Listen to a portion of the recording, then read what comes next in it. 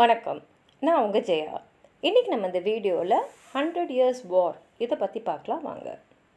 இந்த போரை 100 இயர்ஸ் வார், அதாவது 100 வருஷங்களாக நடந்த போருன்னு சொன்னாலும் தொடர்ச்சியாக 100 வருஷமும் போர்லேயே இல்லை. நடுவில் கொஞ்சம் கொஞ்சம் கேப்பும் வந்துட்டு இருந்தது. இதுக்கு காரணமாக 1 2 நிறைய காரணங்கள் இருந்தது. முக்கியமான காரணங்கள்னு பார்த்திங்கன்னா, இங்கிலாந்து ஸ்காட்லாண்டோட சண்டை போட்டுட்டு இருந்தபோது ஃப்ரான்ஸை சேர்ந்த ஃபிலிப் ஸ்காட்லாண்டுக்கு சப்போர்ட் பண்ணார். அதாவது இங்கிலாந்துக்கு எதிராக அவர் இருந்தார். இன்னொரு காரணம் பார்த்திங்கன்னா, ஃப்ளாண்டர்ஸோடைய இன்டர்னல் அஃபேர்ஸில் ஃப்ரான்ஸும் சரி இங்கிலாண்டும் சரி தலையிட்டுகிட்டே இருந்தாங்க. ஏன்னா அவங்க 2 பேருக்குமே அந்த நாட்டு மேலே ஒரு கண் இருந்தது.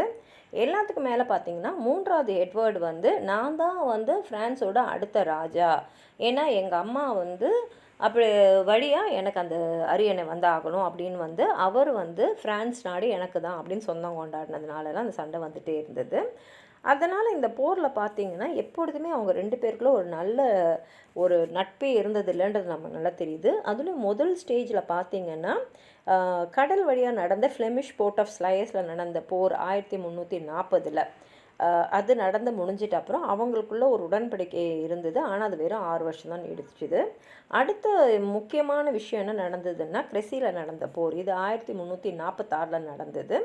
இதில் இங்கிலாந்து தான் வெற்றி அடைஞ்சது. இந்த போரில் தலைவராக இருந்தது ராஜாவுடைய மூத்த மகனான பிளாக் பிரின்ஸ். அவருக்கு ஏன் பிளாக் பிரின்ஸ்னா, ஒருவேளை அவர் போட்டிருந்த ஆமரோட கலர் பிளாக்காக இருந்ததுனால மக்கள் அவர் பிளாக் பிரின்ஸ்னு கூப்பிட்டுருக்கலாம்.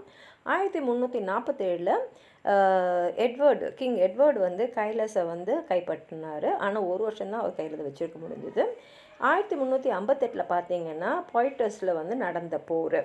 இதில் பிளாக் பிரின்ஸ் ஃப்ரெஞ்சு நாட்டுடைய அரசரை தோக்கடிச்சிட்டு அவர் கைதியாக்குனார். இப்போ ஃபஸ்ட்டு ஸ்டேஜ் இந்த போர் முடிஞ்ச உடனே அவங்களுக்குள்ள ஒரு சமாதான உடன்படிக்கையை எழுதிக்கிட்டாங்க. அதுபடி பார்த்திங்கன்னா இதை ட்ரீட்டி ஆஃப் கைலஸ்ன்னு சொல்கிறாங்க.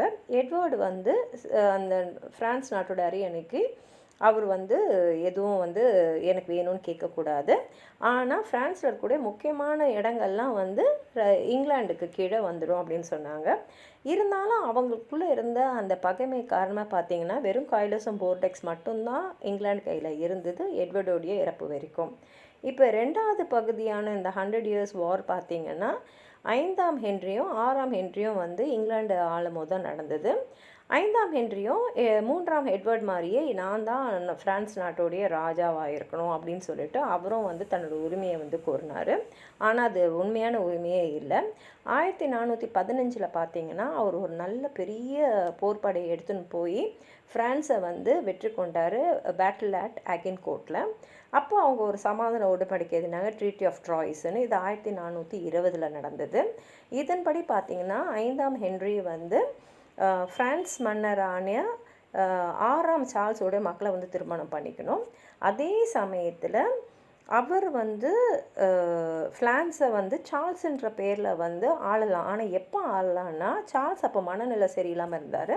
அதனால் சார்ல்ஸோடைய இறப்புக்கு அப்புறம் அவர் ஃப்ரான்ஸ் நாட்டோட அரசர் ஆகலான்னு சொன்னாங்க. ஆனால் இது 2மே நடக்கலை. ஏன்னா 5ஆம் ஹென்ரியும் சரி சார்ல்ஸும் சரி 2 வருஷம் இடைவெளியிலே இறந்துட்டாங்க.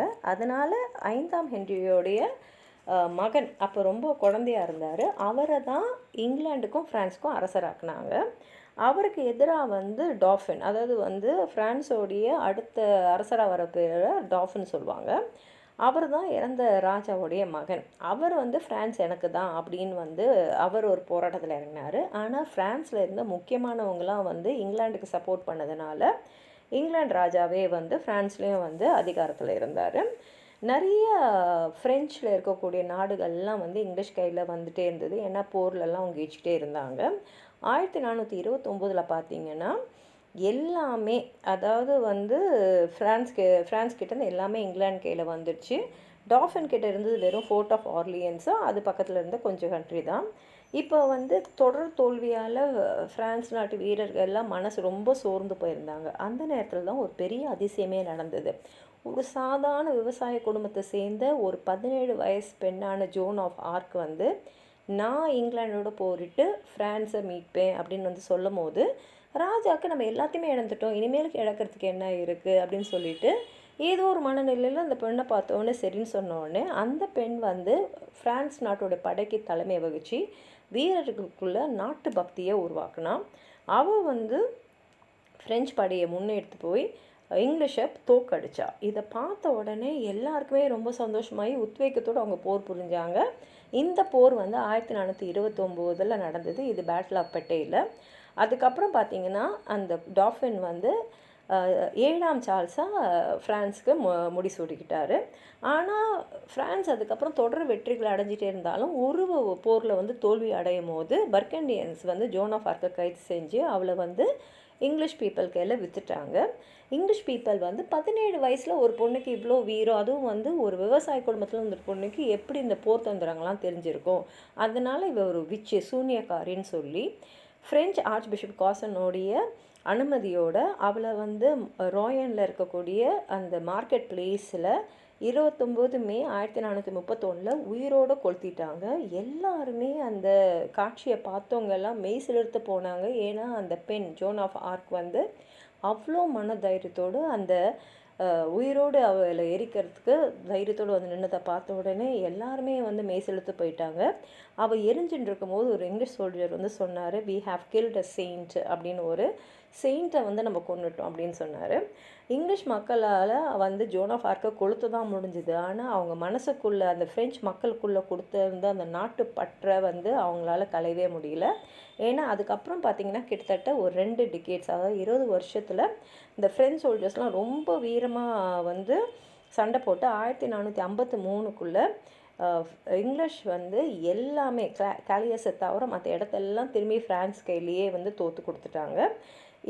கிட்டத்தட்ட நம்ம சொல்லலாம் ஜோன் ஆஃப் ஆர்க் தான் இப்போ இருக்கக்கூடிய மாடர்ன் ஃப்ரான்ஸை வந்து உருவாக்குனாங்கன்னு. ஏன்னா அவங்க மக்களுக்குள்ளே நம்மலாம் தனி இல்லை, நம்ம எல்லாம் சேர்ந்து ஒரே நாட்டை சேர்ந்தவங்க, நம்ம வந்து இன்னும் வந்து ஒரு ஃபியூடல் லார்ட்ஸ் கீழே இல்லைன்ற உணர்வை வந்து அவங்க தான் கொடுத்தாங்க.